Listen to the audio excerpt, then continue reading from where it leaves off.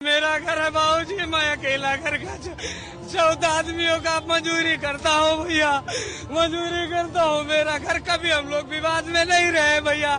ए बब्बा कभी तुम हमको गलत जगह, मेरा एक नाम ये बाबूजी से पूछ लीजिए हम लोग का। रहमतुल्लाहि व बरकातुहू। बहराइच में कल भयंकर बवाल हुआ और बवाल के चलते लोगों की दुकानें जलाई गई, उनके मकान तहस नहस कर दिए गए। जिस तरीके की नारेबाजी हुई और उसके बाद वहाँ बवाल किस तरीके से भड़क गया, देखते ही देखते लोगों की दुकान, उनके मकानों को आग के हवाले किया गया। बहराइच में बवाल क्यों हुआ है, ये एक सवाल है और इस सवाल का जवाब शर्मा जी ने दिया है। सबसे पहले आप ये वीडियो देखिए। बहराइच की जो वीडियो सामने आ रही है, उनके घर के आगे से जुलूस निकल रहा है। बंदा एक उसके घर में घुस के उसका जो हरा झंडा है, जो उसका धार्मिक झंडा है, उसे उसने तोड़ दिया, उसे गिरा दिया, उसके साथ साथ उसकी ग्रिल भी गिर गई। उसके बाद अपना भगवा झंडा वहां ला रहा है। क्या मतलब होता है इस चीज का भाई? किसी के घर में घुस के तुम उसके घर में प्राइवेसी उसकी भंग करोगे? क्या समाज को संदेश देना चाहते हो कि किसी के भी घर में घुसने की तुम्हें परमिशन मिल गई? किसी ने अपना अगर झंडा ले रखा है अपने मनमर्जी का, तो वो तुम तोड़ के गिरा दोगे। अपना झंडा ले रहा होगे तुम उसके घर पे कब्जा करने की कोशिश में हो गया। क्या चाहते हो? तो उसके बाद दंगा भड़काई, जाहिर सी बात है, और प्रशासन यही चाहता था कि दंगा भड़के।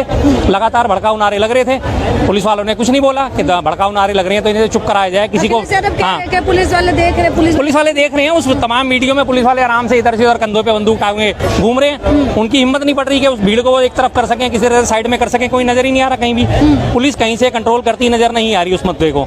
जब मुद्दा भड़क गया पूरी तरह, अच्छी तरह जब आग फैल गई है, अब जाके पुलिस वालों के बयान आ रहे हैं कि हम दंगा नहीं भड़कने देंगे। और डीजीपी की एक छोटी सी वीडियो वायरल हो रही है, 6 सेकंड की, हाथ में पिस्टल लिए घूम रहे हैं कि ठोक देंगे। उनका भी भाषा यही है, ठोक देंगे। किसको ठोकोगे? ठोकने का काम तो तुम्हारा पहले था, पहले नेस्तो नाबूद होके चला करो। आज से 20-50 साल हो गए यहाँ पे। हमारे पुरानी दिल्ली से लगातार जब रामलीला के दिनों में यहाँ से सवारी निकलती है, फतेहपुरी मस्जिद के पास से होती, बल्ली महारान से होती हुई, जामा मस्जिद के पास से, नई सड़क से होती हुई, लगातार हौज काजी होती हुई वापिस आके खत्म होती है। आज तक कभी कोई सवारियों पे किसी ने कोई उंगली नहीं उठाई। दुनिया दोनों तरफ खड़ी होकर देखती थी। अब तो शायद पता नहीं हो रही है, बंद होगी, निकल रही है अब तो, अभी भी कम निकलती हैं अब तो, पहले डेली निकलती थी। लेकिन वहाँ पे क्या होता है, लगातार घर के आगे से निकलती हैं और जोश वाले भरे नारे, मुसलमानों को काट दो, मुगलों को काट दो। अरे भाई, मुगल ही थोड़े मुसलमान थे, ये तो देखो, इतिहास तो पढ़ के देखो। पर इनका तो सीधा सीधा एक समझा दिया गया, मुगल मतलब मुसलमान। मुगलों ने किसको हराया था? मुगलों ने भी तो मुसलमान शासक को ही हराया था, इब्राहिम लोदी को हराया था, पर वो नजर नहीं आएगा इन्हें। एक वो सीधा सीधा नैरेटिव पकड़ रखा है कि उनको काटो और बांटो और ये करो। ने बोला कि जब लाउड स्पीकर चल रहा था तब भी तो ध्यान देना चाहिए ना, लाउड स्पीकर में क्या बज रहे थे? बिल्कुल ठीक बात है, भड़काऊ नारे बज रहे हैं, भड़काऊ गाने बज रहे हैं। और जो बार बार हर बार इसी तरह के रैलियों में नारे लगते हैं, जो बाबर तेल लगाओ डाबर का, वंश मिटा दो बाबर का। तो भाई क्या मतलब है इस चीज का? तुम्हें अपनी आस्था प्रदर्शन करनी है, अपनी आस्था प्रदर्शित करनी है तो अपनी आस्था के गात गाओ, भजन गाओ, अपने आराम से राम राम करते हुए यात्रा निकालो। दुर्गा यात्रा निकाल रहे थे तुम, दुर्गा ने चालीसा पढ़ो, दुर्गा सप्तशती पढ़ो। क्या जरूरत है तुम्हें दूसरे को प्रोवोक करने की भाई? जब ऐसे करोगे तो दंगा भड़केगा। और प्रशासन ने क्या, वहाँ का शासन ही यही चाहता है कि दंगा भड़के, आने वाली सीटों में जो है वो चुनाव है, जो 10 सीटों पे वोट गोल बंद होगा तो हमें मिलेगा। सीधी सी बात है, वही वो चाहते थे, वही उनकी मंशा पूरी हो गई। प्लानिंग के तरीके से हुआ है क्या? प्री प्लानिंग है? प्री प्लानिंग ही होती है। अब इसमें मारा कौन जाता है? ये तो देखो ना, क्या हर आम आदमी को मैं बार बार यही अपील करता हूँ, भाई नेताओं के बहकावे में मत आओ, इनके चक्करों में मत पड़ो। गृह मंत्री जिनके ऊपर पूरे देश की सुरक्षा की जिम्मेदारी है, उनका बेटा तो जैसा बैठा हुआ मौज ले रहा है। ICCI का अध्यक्ष भी बन गया, उससे पहले BCCI का अध्यक्ष भी बन गया। और तुम क्या कर रहे हो? तुम जाके लोगों के झंडे गिरा रहे हो, बाद में तुम गोली खा रहे हो। तुम्हें क्या मिला? तुम्हारा घर परिवार तो रुल गया।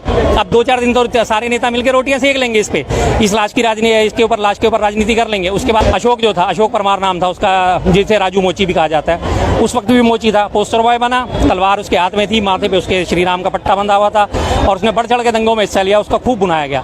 आज भी वो बैठा हुआ अपने जूते सही कर रहा है, आज भी उसकी जिंदगी में कोई बदलाव नहीं आया। उत्तर पूर्वी दंगे देखो, दंगे भड़के थे। एक देवेंद्र यादव नाम का लड़का था, जिसे पहली बार सबसे पहली सजा उसी को मिली है, 5 साल की सजा मिली है। दिहाड़ीदार मजदूर था, सारा उसका फैमिली बिखरी पड़ी है। ये तो बहकावे में आके लोग तो आके कर जाते हैं कांड, नेता तो अपनी मौज ले रहे हैं बैठे हुए। यूपी में जो कहते हैं कि लॉ एंड ऑर्डर काबू में है और योगी जी के राज में इस तरीके के हो रहा है, बिल्कुल लॉ एंड ऑर्डर की बात कहते हैं कि बहुत अच्छा हो गया है पहले से। हाँ जी, तो ये अब आपको अच्छा तो दिख ही रहा है ना कि सड़कों पे जुलूस निकल रहा है, लगातार लाठियां भांजी जा रही हैं, लगातार लोगों के घर जलाए जा रहे हैं। वहाँ पे एक होंडा का शोरूम था, हीरो होंडा की गाड़ियों का शोरूम, उसको तक को जला दिया।